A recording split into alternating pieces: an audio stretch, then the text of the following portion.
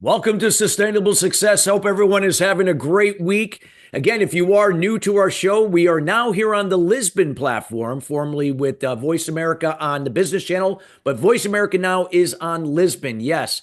And here now you can listen to the show here on this platform, as well as Apple, Spotify, iHeart, among others. Again, you get to choose what best you want to interact with our content. But again, we are committed each and every week in bringing subject matter experts from all areas of business and life to share their words of wisdom and insights to help elevate you first and your business to the next level. And again, it's about taking this information and then what you decide to do with it to move forward. We're all about results here. And again, sustainable success, we do coaching and consulting for organizations and individuals. So if there's any goals that you want to, before you finalize anything, well, maybe you've already done that for 2025, which you should have.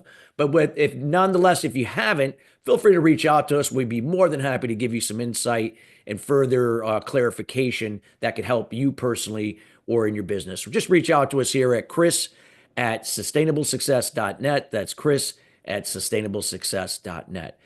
Today's show is being brought to you today by Alumni Direct. Alumni Direct is a new social media community platform dedicated to bringing alumni together from all different generational types and an opportunity to meet new people for the first time. Now, this is a membership program, meaning that it takes all the noise out of social media.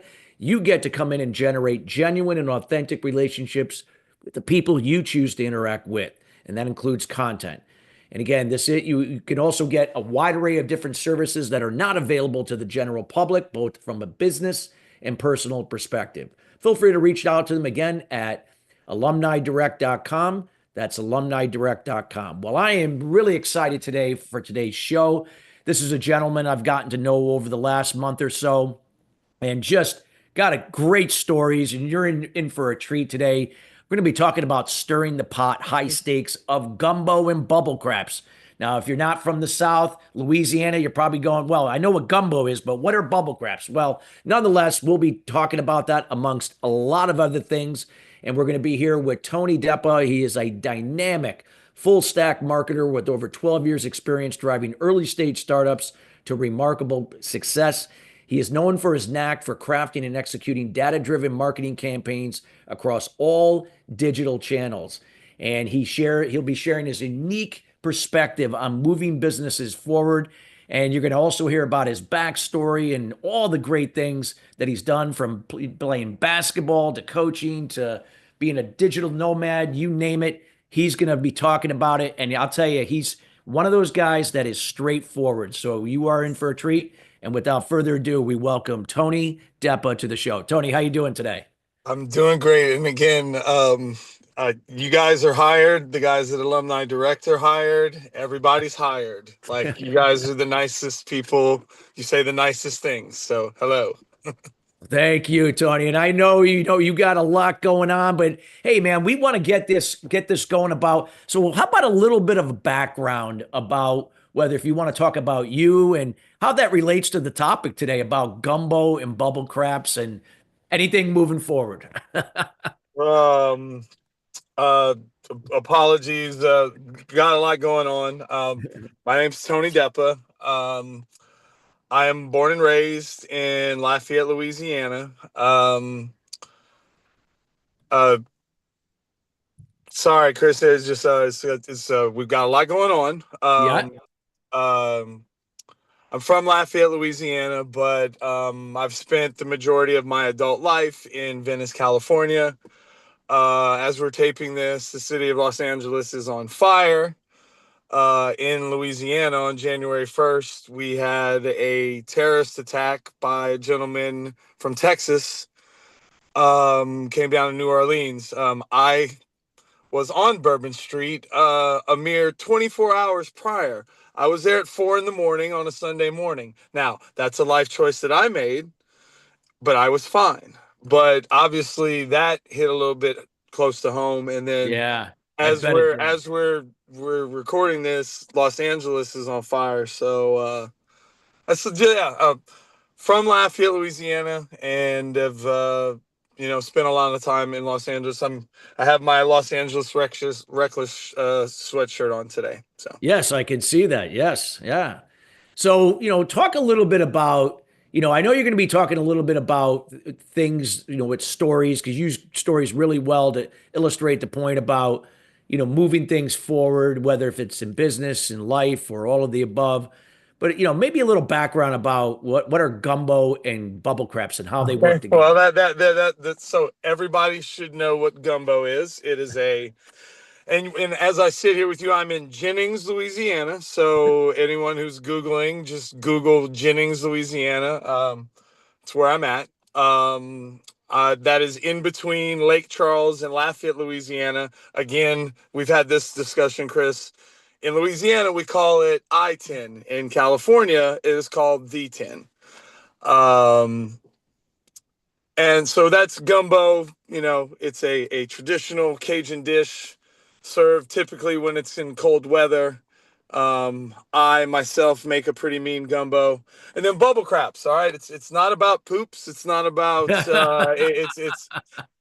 it's about craps. It's about throwing dice in casinos and back alleys worldwide for hundreds of years. That's craps. Post pandemic, you have in the casinos, Atlantic City, Las Vegas, Reno, all over the world. Post pandemic, they have these little plastic enclosures. I'm a bit of a degenerate gambler.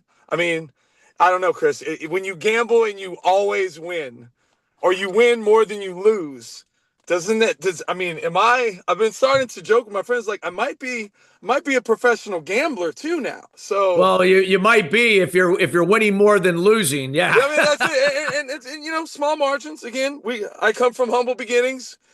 If I'm winning, 54, 53, 55% of the time, man, that's winning. So, Yeah. Yeah. and you know Yeah. what that is? That's sustainable success. Yeah, there you go. And you nailed it, because sustainable success is not all about that you're winning all the time or everything. Nothing can go wrong, right? That's not life. It doesn't work that way. It's knowing how to embrace the challenge, embrace the obstacle, and knowing what you're going to become creative and innovative and learn from to now have more wins. And it's about being your best, not always about being the best. So it's just progress moving forward. And you nailed it right on the head, what we're all about here at Sustainable Success. So Tony, for those, like, if you wanted to share your kind of journey, being, playing basketball at Kansas Wesleyan, and then migrating into, the digital space, as you got out into your career. Talk a little bit about that process, like about, where you had those ups and downs, and nonetheless, you were able to still move forward. And, and looking back, you wouldn't be where you're at if you hadn't gone through that process. Again, you ask excellent questions. I mean, no, I mean we have some time. We'll get into it. Acadiana High School, Lafayette, Louisiana, class of 1995. As you know, I have a memorial scholarship for my father, passed away in 2020. He was a Polish immigrant. He was the head of the math department. He taught at the school from 1969 to 2008. I had him my senior year for physics and calculus. I made B's. My father was a very tough teacher, but big part of that community, Acadiana High School, Lafayette, Louisiana. We're mostly known as a football powerhouse. And when I say powerhouse, we're a powerhouse, Yeah. like Oh, yeah. nationally. I know some names of some former pro players that, Oh God. I mean, like we can get into all of the professional athletes I know and grew up with and played with, I guess, since we're starting at high school. Just in my basketball district, there are 5 Super Bowls. 2 of those are from Brandon Stokely, who has won Super Bowls with the Colts and Broncos. Ravens. Oh, Ravens. That's right. Ravens. Ravens, Yes. no, the first one was with the Ravens. Yeah, And that's right. With the then, yeah, Ravens. yeah. And then the other handsome gentleman, Mr. Kevin Falk, who I played basketball against, not football, played basketball against from 8th grade through 12th grade. We won in 8th grade. I know in high school, junior and senior year, he didn't win any of them. So I do have that on Mr. Kevin Falk. But as you know, Kevin Falk has three Super Bowl rings, 13 years with the Patriots. He could have gone take more money somewhere else, but he believed in the Patriot way. Yeah. Um, I know a lot of football players. I coach football, I coach basketball on a pretty high level. For my money, I think Bill Belichick is the best American football coach to possibly ever do it. And I think he's going to do a hell of a job in Chapel Hill, where I was just at to watch NC State beat Chapel Hill on Mac Brown's last game. That was just this last Thanksgiving. Yeah. Yeah. Wow. Unbelievable. And talk a little bit, about like your journey, like, with, from basketball to business to, even, be involved in the, the political landscape, all that type of stuff. Well, so I went into the family business. Well, again, the college journey. I went to three undergrad colleges way before it was cool. These days, that's just like the tip of the iceberg. But I was doing this shit in the '90s. Freshman year was Millsaps College, Division III. We won a conference championship, but the school really wasn't my cup of tea. I was the only me and the 6'8" white guy from Florida were the only male students on campus who weren't in a fraternity or sorority. Wow. So I went to LSU. I grew up going to Dale Brown's camps. Coach Brown and I will go back a long way. Real good friends with my high school coach, who we I'm the one man booster club for the boys basketball team at Acadiana High School. They had a very nice win over Lafayette High, the arch rival, the other night. So I got to see that, which was great. Spent 2 years, the first year as a practice player, some with the men, but mostly with the women. This was a new fancy thing where you had men practicing against the women in college. This started with Sue Gunner, Hall of Fame coach. It's when they were playing against Pat Summit, and Bobby Starkey was on the staff. Bobby Starkey's still the assistant coach at LSU. And we could talk about LSU women's basketball if you want to. That's kind of getting off topic. So spent a year there, but then Dale Brown retired. John Brady comes in. Scholarship players leave, so I needed something to do. I coached high school that second year at LSU. Still wanted to play, and that's how I ended up at Kansas Wesleyan. So that's the undergrad experience. Came back home to Lafayette, got my master's degree at UL. State paid for it because they were looking to certify math and science teachers. And I just shared that picture the other day. I got my master's of education in 2002 from the University of Louisiana. Wow. Fabulous. Fabulous. So obviously, you come from a family of educators. Dad was an educator, and but then something obviously you shifted somewhere, right? You shifted, it was education like, hey, I feel like there's another calling for me in terms of where I need to be to leverage, my focus. So the story goes is that I was a 23-year-old head high school basketball coach, which is far too young to be the head basketball coach of many things, but certainly not a varsity basketball team. So I coached in Louisiana for about 4 years, and at 27 years old, I was, teaching public school math and coaching basketball. And I had gone to visit LA a couple times, and I was like, well, I've got this master's degree, I've got this teaching credential. I'm fucking gonna go do this shit in LA. Yeah.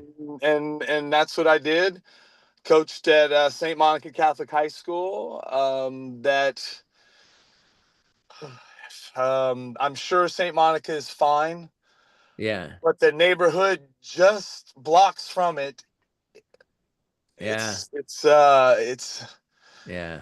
not good. Yeah. It's not good at all. Yeah. So again, I'm sorry to like get off No, topic a no, lot. no. I don't I know. totally understand. Yeah. Um, um, so yeah, and coach basketball in LA, I started picking up interesting side hustles. One of them was tutoring math for $60 an hour cash. They had all these producers in Santa Monica, and I was just like, oh. So I started like like and number one, don't cry for poor high school basketball coaches and teachers. Because I had the masters and the credential, I was paid like a LAUSD teacher at a Catholic school. Yeah. And the thing I tell people all the time about teachers' salaries, remember about teachers, we work 180 days a year. Now, coaching is completely different. Coaching is all encompassing on a personal, spiritual, and professional level. It's dirty pool. Like trying to base your personal and professional happiness on the actions of teenage boys is a fool's errand. Yeah. but that's not going to stop. You know, coaching sports in America is everything. And that's what I wanted to be when I grew up, and that's why I went out and did. Wow. I love that. I love that. And love the journey. And I can relate to that quite a bit being from a family of teachers myself. My mother being a former English teacher, then I had an aunt, had an uncle, teacher, my cousin who was a principal at a middle school and also a coach, and I've coached many sports myself, more at the youth level, but No, but did I see? Was that your son hitting those threes? oh yes, Yeah, yeah. yeah. I think I quoted. I commented splash, just Splash, splash. yeah, you splash, exactly. Dude, Yeah, it yeah, makes me. I mean, I'm happy for these young people, but there have been so many fucking splashes when I played. Like, I want a splash video. Like, dude, like yeah. there would have been lots of splashes. Yes. But fine. Yeah, we I didn't mean, we didn't have that back then, right? Except maybe, well, somebody could have a video camera or something like that, but that was there's some VHS somewhere at my mother's house, but I'm also not like a for a guy who does content professionally, like I'm not a big like, oh, check out my content, like check out me yeah. playing basketball in high school, blah.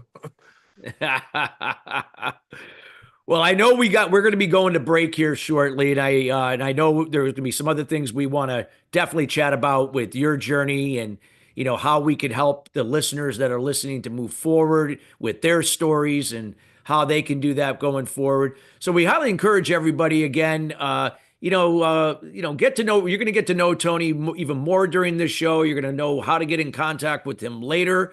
And again, we hope that everybody is getting some value out of today's show because again, we got more to come when we come right back. And I can tell you, Tony definitely delivers on what he says. So we'll be right back after the break.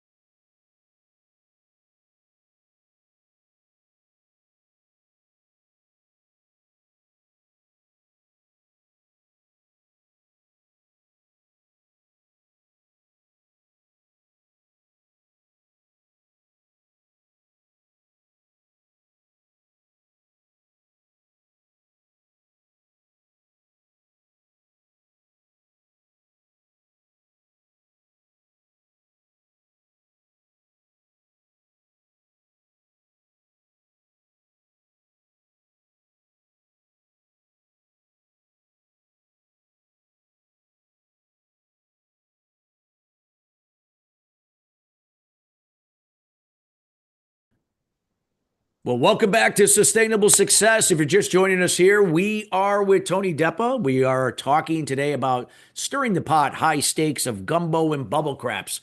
And if for any reason that you're asking, what is that? Well, you're going to have to go back to the first segment of today's show to listen so that you can find out. So a lot of great insights here. And Tony is a great storyteller and offers us so much value. And what we're using this story to really talk about what the concept of sustainable success is and how it can help you to move forward. So Tony, I know you shared some great insights of your story as you moved forward. And so let's talk a little bit about I guess, after education, being an educator, you got a break, I guess, working with some with James Cameron, I believe. If you could talk about that and how that all evolved into where you are today. Sure. So, the after I was done coaching high school basketball, I just ultimately, it was the classroom side. I did it for 10 years, and one of the things I'm the most proud of is that both of my parents, my dad taught 44 years, my mom taught for 25. Teaching is very much the Depa family business, for Christ's sake. Like, it is. And we're very Catholic public school teachers. That's the Depas. There's only three of us. Yeah, Adopted only child. yeah, Um, no, so through being a teacher and now a tutor to high-end like producers' kids, I parlayed that into going work for James Cameron, the director. I For about a year and a half, 2 years, I was his family's mentor teacher. He had three young children and a nephew. That it was the full-time job, and it was one of those things that a buddy of mine, and the story gets crazier, and it couldn't be more LA. A friend of mine was teaching at a school in Calabasas, and I don't.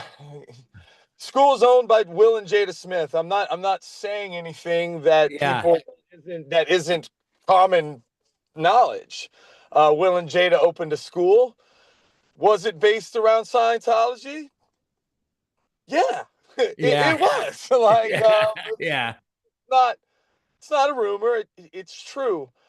So, friend of mine from Venice, a coaching friend, and he's a professional, and we'll save his name for another day. But he's also a professional. He's transitioned. His name is Chase Orton. He has a book about education. We can plug him later.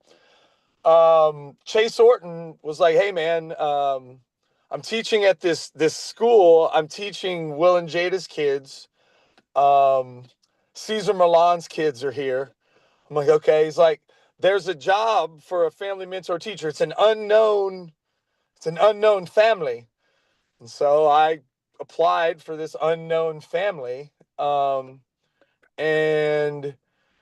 I did a practice lesson with some little kids.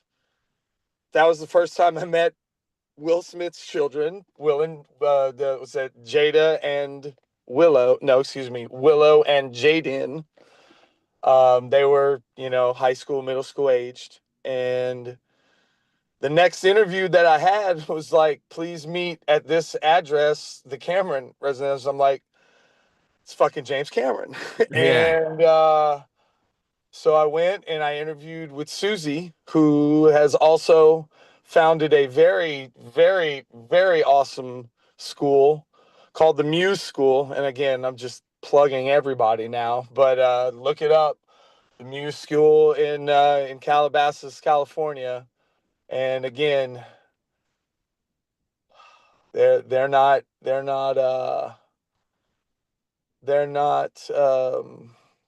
they've seen some wildfires before.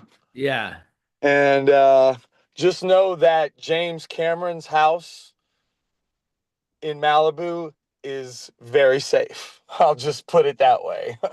But the people of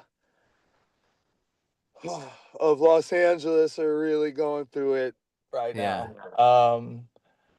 I can only imagine what that family is going through today, and I don't have to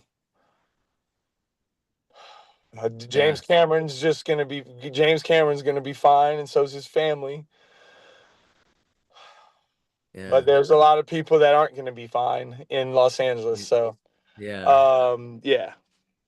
No, it's very, very, very difficult. No doubt about it. And again, we send our prayers and healing light to those people that are going through this, and and they will get through it.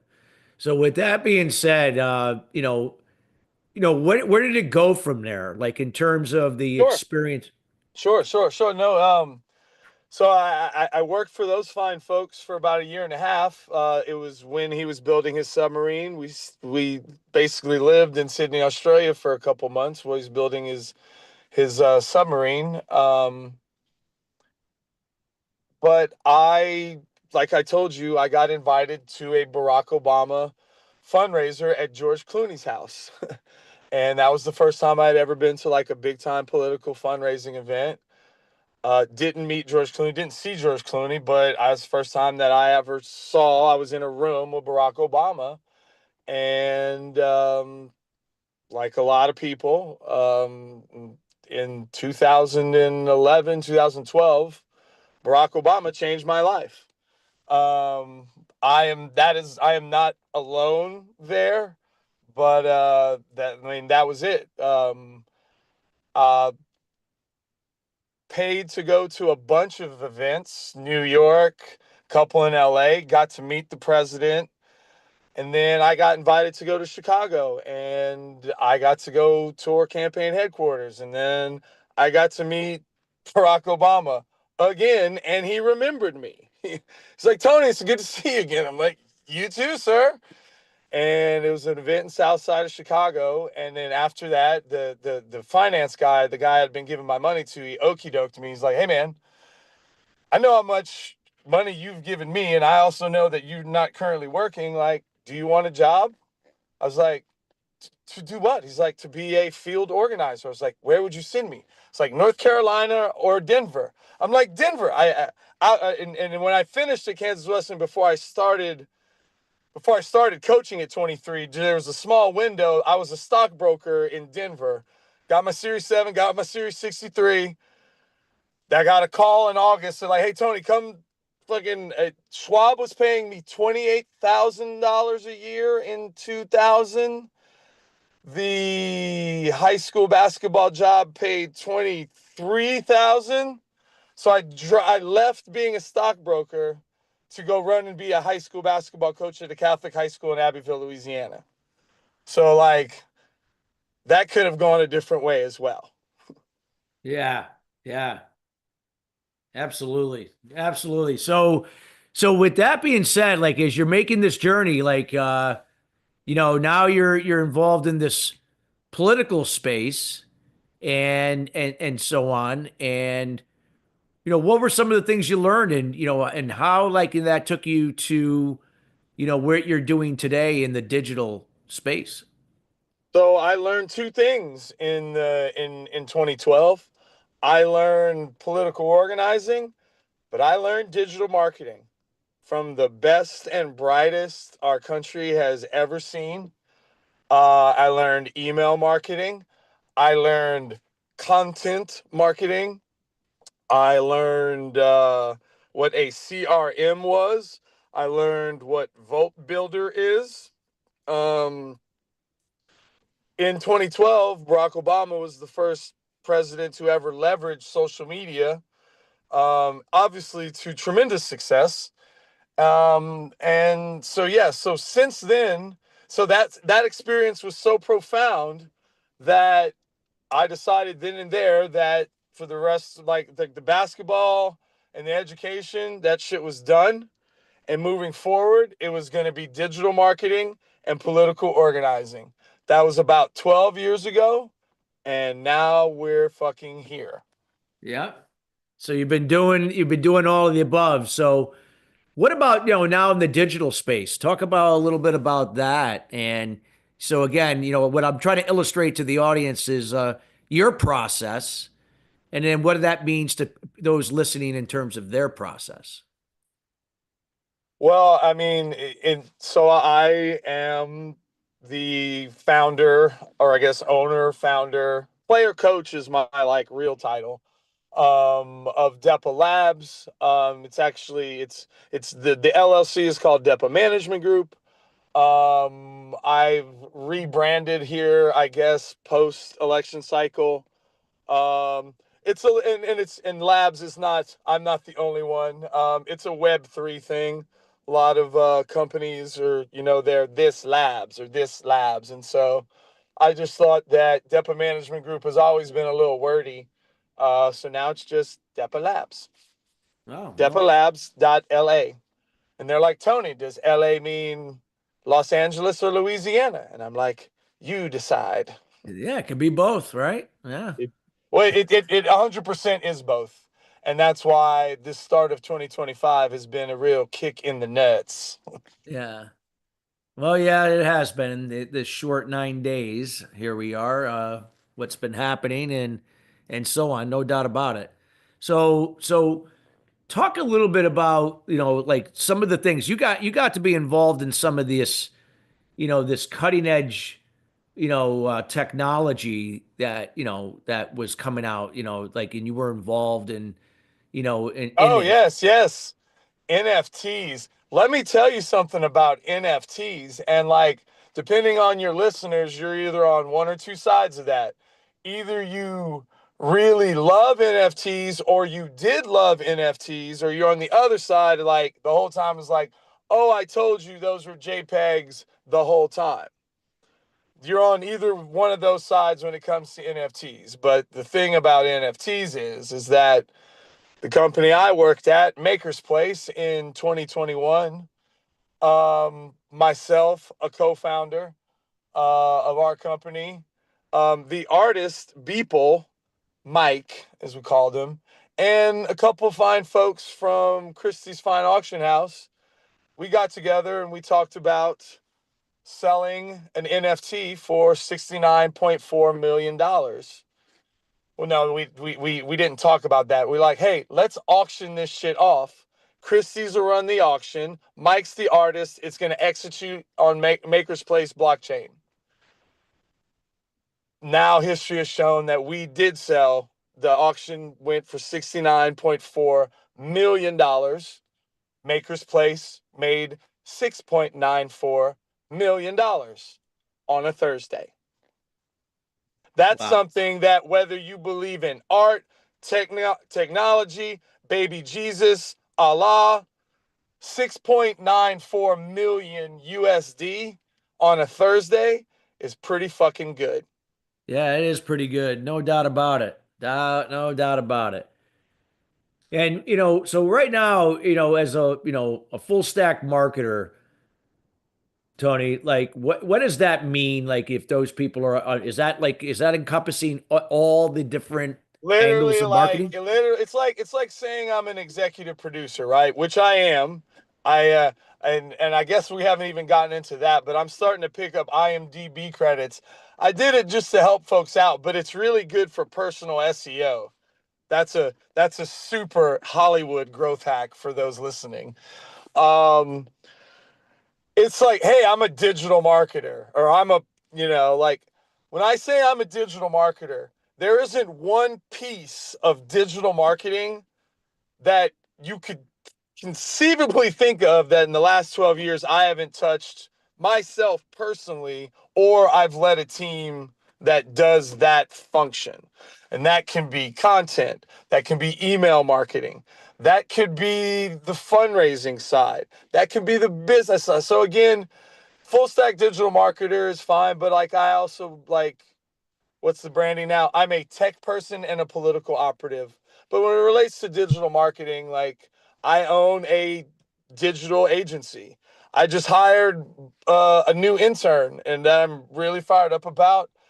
Again, I'm not. I don't want to start talking about people, but no, things are going well, man. I mean, in light of fucking people killing people on Bourbon Street and Los Angeles burning, uh, things have been going well, but personally, and again, I'm throwing a fundraiser from my dad. Like we have a memorial scholarship for him. And Wow. yeah, I just got a lot going on, man. Like I said, your scheduling was excellent. We literally scheduled this like I was in a fucking hotel room in Venice. Like it's been more than a month, Chris. It's been like 2.5 months or something. Like from the first conversation. Yeah. Yeah, absolutely. Absolutely. And where do you see like marketing, digital marketing going? Like, stories, anything you want to share where that's got? We got about 2 minutes, so I know we'll go more into it in the next segment, but anything you want to kind of, kind of allude to There get, are less digital marketing jobs today than there were 12 years ago. And why do you think that is, Chris? well, I mean, is it just the technology, AI? I don't know. Is it or You got the second one. It is yeah, artificial intelligence. When they said AI was coming for your jobs, people, they're gonna come for our jobs. AI is coming for all of your fucking digital marketing jobs. And Elon Musk and fucking Zuckerberg do not give a fuck. yeah, yeah.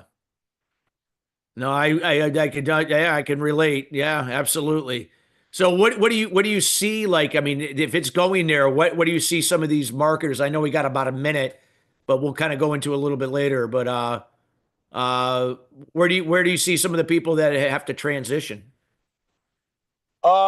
You gotta do it yourself, and you gotta do like what we do, man, and you gotta go and make your own way and work with people that you trust. And like, but the days, and it's tech's fault. It's Yeah. not just the digital marketers, it's the fucking engineers. You Yeah. got these kids graduating with computer science degrees and they can't get jobs. Chris, I had a kid who just graduated with a neuroscience degree from Virginia Tech. He's 22 years old and he's fucking applied for a digital marketing internship. Wow. It is Wow. rough out there for these young people, man. No, I know. Let's talk about that in the next. We got to go to break right now, but when we come right back, we want to continue where Tony left off.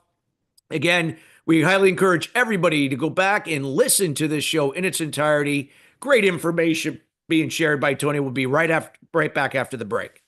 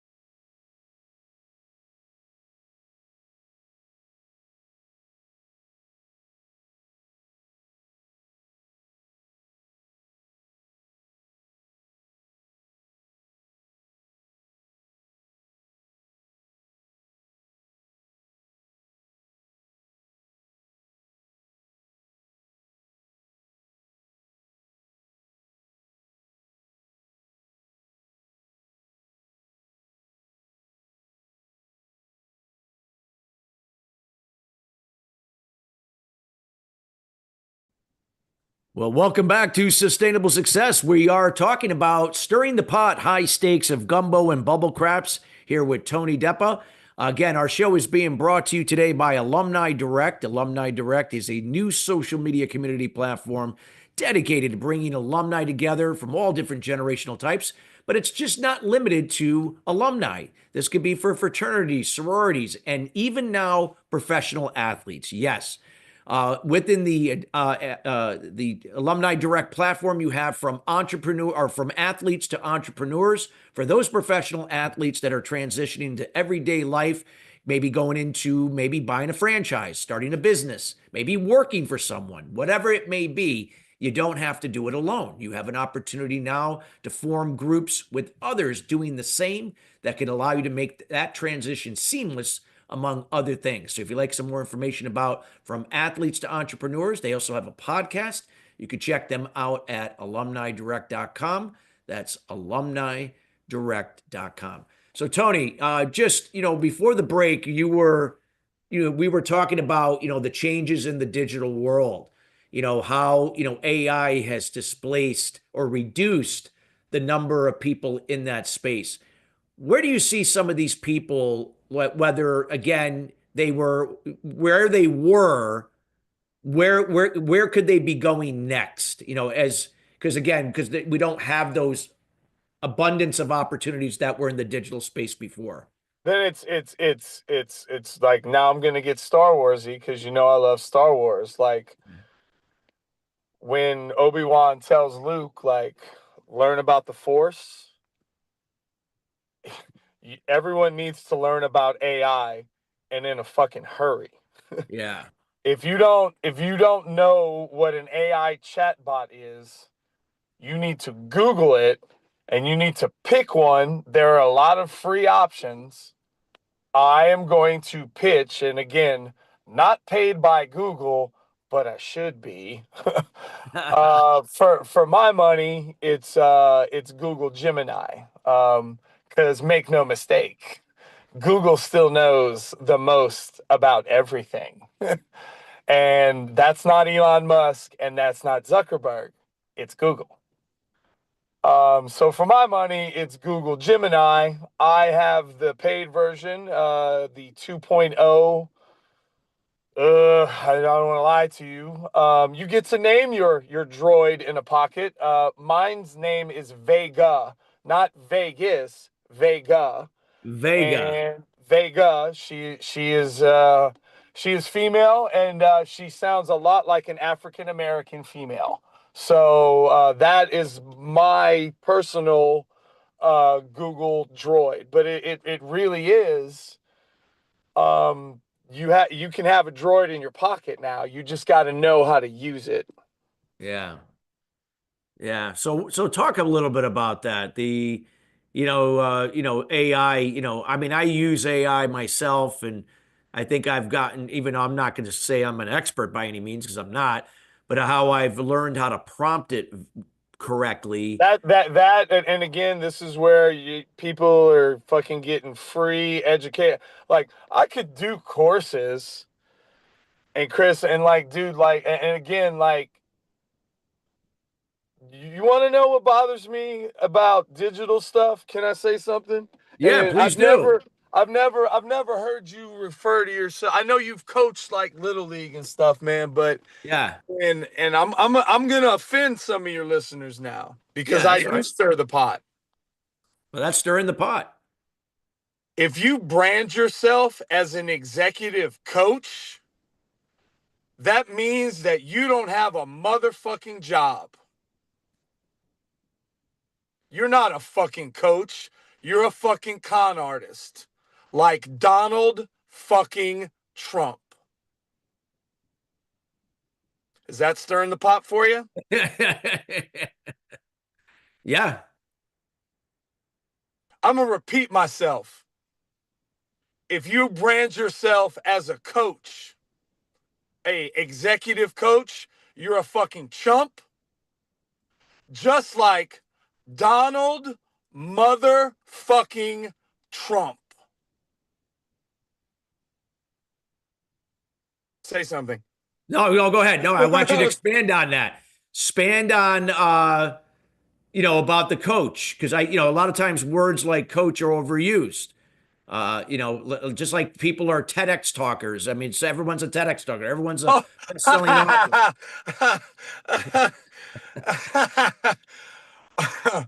Okay. If I can search you on YouTube and there's a TED video of you, you're a TED talker. Yeah. Again, if not, you're just a fucking dickhead.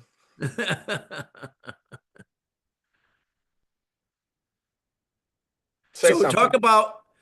talk about that, like, so we can so it connects with the audience. About a coach, because anybody could say they're coach. A TEDx talk is great. There's nothing wrong with doing a TEDx, but it doesn't mean if you did a TEDx, you're, not necessarily some guru or an expert, If right? you're a coach, if you're a Yeah. coach, that means that you care about the people you're coaching. Yes. And newsflash, they have coaches on the professional, college, and high school level that don't give a good god motherfuck about their kids or their players. Oh, But the good I've ones, seen that. I've seen that firsthand. but the good ones, the great ones, the all-time ones, people like Roy Williams, who coached at Kansas and North Carolina, he has a saying that I live my life by: always leave a place better than you found it. Yeah, And absolutely. that's the best fucking advice I could give anyone Yeah, is to do that. yeah, Just why don't you just go somewhere and leave a place better than you found it and not make it about yourself? Why don't you do stuff for other people? yeah. Well, that's what it is. You got to put your stamp on it and do it from integrity and do it for, yeah, out of integrity. You're doing the right thing for regardless. Yes, you got to make a living. Yes, you got to put food on the table, but you're not doing it just for your own gain. You're doing it to make a difference. Yeah. Yeah. And tonight, fucking Notre Dame and fucking Penn State are gonna fucking try to make a difference, but and I know that's gonna trigger some people too, because again, I have my best friend and one of my I'm a for a 47-year-old single cat dad. I got a lot of best friends. One of those guys' name is Cedric Figaro, and I know I've talked to you about Cedric. Yeah. Um, Cedric played at Notre Dame for Lou Holtz and the guy before, and South Louisiana, they didn't even fucking feed him. Wow. And and I support what they're doing, and I'm Catholic. I was adopted through Catholic services. Um, I coached at a Catholic high school. My name's fucking Anthony Joseph, I think. But I haven't, as you know, I was busy trying to save America from Donald Trump, working for Kamala Harris. So I didn't get to watch a lot of college football. Um, Sounds like it's going to be a good ball game tonight. I haven't watched enough to know. I just looked at the line. This is not betting advice, but I kind of like Penn State on the money line. But Cedric fucking played defense for Notre Dame, and I hear their defense is pretty good. So Well, yeah, they have a great safety, Xavier Watts. Great safety. yeah, and they got shiny fucking gold helmets. But you know what? They should have fucking treated their black athletes better in the 80s. And Yeah. you can go fucking tell whoever the fuck you want that shit. Yeah. Is that stirring the pot for you? Yeah, that is. No, absolutely. Absolutely. And I love that you're being who you are and sharing from the heart. And sometimes, we gotta stir the pot, not to put people No, on the no, deep. you shouldn't motherfuck people the way I do, and Yeah. that's on me. There are other ways to do business. Don't, and it's and again, like, you're a dad and you're a coach and you're a boss, Chris, and now I'm gonna call you all these nice names. Like, sometimes you got to be the bad guy, you know? Yeah. But I truly believe if you care about the people in your life, I mean, that's the only reason where I'm at. And Yeah. there's been ups and downs, obviously. For a guy who transitioned careers, I mean, let's not talk about when I moved back to Lafayette after 2012, and the top two names on my resume were Barack Obama and James Cameron, and I couldn't get a fucking job. But it took an Australian video game college named the Academy of Interactive Entertainment. Once again, that's the Academy of Interactive Entertainment, founded in Australia. Um, if you want to be a digital animator, if you want to make Marvel movies, if you want to make Star Wars movies, if you want to make video games like Fortnite and 2K, check out AIE.edu, or that's in America. There are two campuses in Seattle and Lafayette, Louisiana. Um, I highly recommend checking them out. The head of the school at the Lafayette campus is kind of an asshole. His name's Robin Couvillon.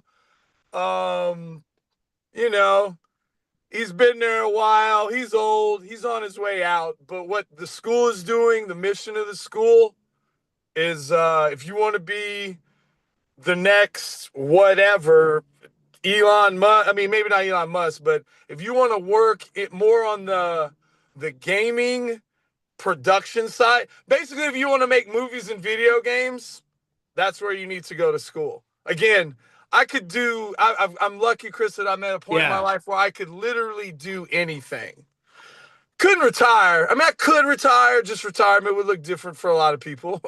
But fuck, man, if I wanted to make video games or Yeah. make movies, Yep.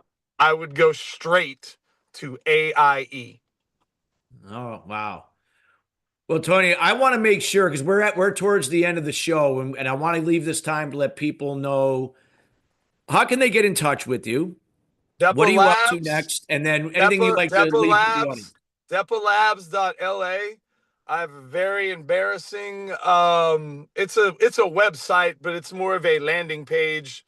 Um just go ahead and pop your information in the contact form. But the big pitch, like I told you, I'm raising money right now, and I'm not normally in fundraising mode, but in light of what's going on, my dad, Joe Depa, we have a scholarship for him. We're auctioning off art and collectibles Saturday night in Lafayette. I'm trying to get everything where you can bid online. We'll try to get there. If anyone's interested in donating to Joe Depa's Memorial Scholarship Fund, we award. I mean, it was going to be $2,000, but if we make more than 2,000 at the event tomorrow night, it's going to become more of an endowment. Um, Everything we sell is going towards that scholarship. I'm not, it's for my dad's scholarship. So, Yeah. but also Yep. I've got five or six New Orleans themed items. Those items are going to go to New Orleans Relief. So again, and again, Yeah. it's not just, hey, give me money. You have like I have some really cool art and some really cool Yeah. collectibles Yeah. that are like, you ain't getting, it's not money for nothing. Um, Yep. and then, but the last one, man, and I'll have to get back to you, but like, there's people in Los Angeles that need help too. Um, Yeah. No, absolutely. we can follow up. Yeah, we can put But it in the no, show notes. We'll put it in the show the notes. depalabs.la. Yeah. Just put your information in the contact. Please hit me on Yeah. LinkedIn. Check me out on Instagram. It's Tony Depa 11. Yep. On X, I'm spicy. I'm spicy, y'all, on X. It's Depa Tony. It's at Depa Tony. Um, again, Yeah. I was very clear about my Yep. thoughts about Zuckerberg and Musk. I've met Zuckerberg. I have not met Musk. Musk is the worst, but Zuckerberg is, boy, there's movies about him. And again, I'm not saying anything that isn't been made into a movie, you know? So, Amen. um, yeah, that's all I got, man. That's all. I mean, Well, Tony, thank you so much because we're at the near the end of the show. I want to thank you for taking the time to be with us here, to share, be who you are, and share with us, your journey, the sustainable success way.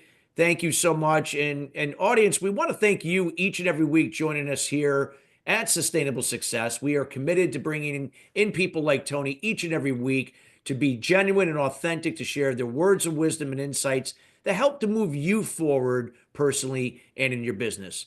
If you like, again, we encourage you to listen to this show in its entirety, and we will see all of you next week. Take care, everybody, and have a great rest.